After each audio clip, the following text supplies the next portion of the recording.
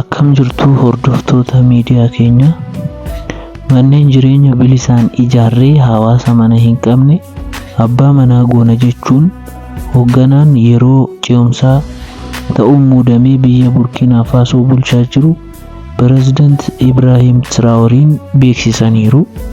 Kunis akka lakkoofsa faranjootaatti 2030 namoota mana hin qabne itoo mindaan isaan irraa hin citin abbaa manaa taasisuuf hawaasa Burkina Faso rakkoo manaa akka waliigalaatti furuuf akka hojjetamu ibsameera.